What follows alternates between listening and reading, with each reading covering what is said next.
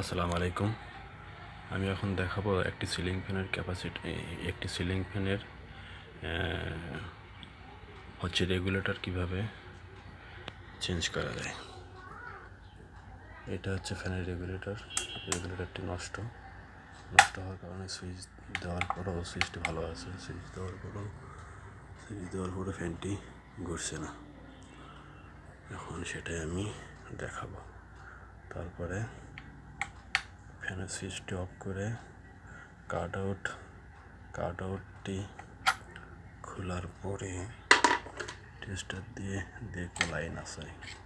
Cut out খোলার পরও বোর্ডে লাইন আছে। এটাও একটু সমাধান করব।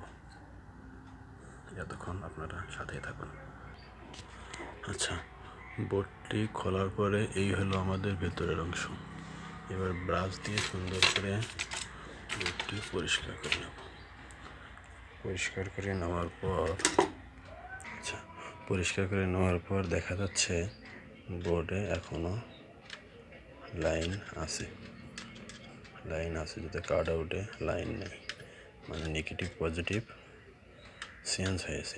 এর আগে যদি কেউ কাজ করে থাকে তাহলে উনি ভুল করে নেগেটিভের জায়গায় পজিটিভ দিয়ে ফেলছে, পজিটিভের জায়গায় নেগেটিভ দিয়ে ফেলছে।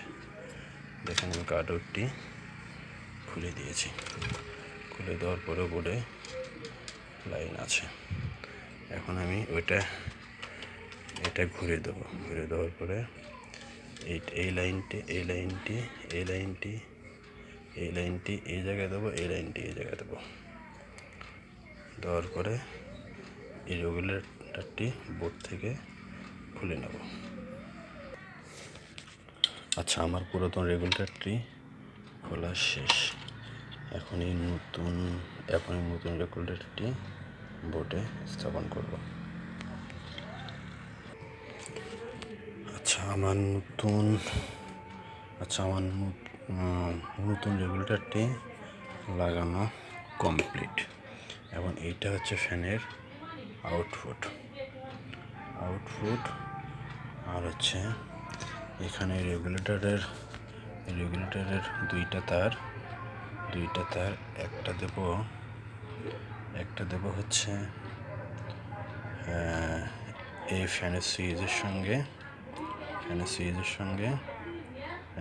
সঙ্গে দেওয়ার পরে আরেকটি দেব ফ্যানের আউটপুটের সঙ্গে লাগিয়ে দেওয়ার পরে সুন্দর করে টেপ দিয়ে মুড়ে দেওয়ার পরে তারপরে ফ্যানের সুইচটা অন করে দেখব ফ্যান ঘুরে নাকি।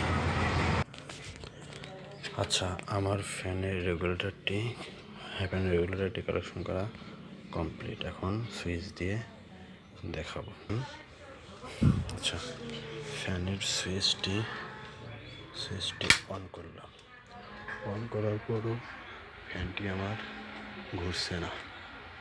এখন ফ্যানের রেগুলেটরটি একটু ঘুরে দেব। রেগুলেটরটি ঘোরাচ্ছি, ফ্যানটি ঘুরছে। তো বোঝা যাচ্ছে যে আমার ফ্যানের রেগুলেটরের সমস্যা ছিল। এখন এই পুরাতন রেগুলেটরটি দেখা যাচ্ছে রেগুলেটরের ভেতরটা একদম পুড়ে গেছে। আচ্ছা, আজকে এই পর্যন্তই। দেখা হবে আগামী কোনো এক ভিডিওতে। আসসালামু আলাইকুম, সবাই ভালো থাকবেন।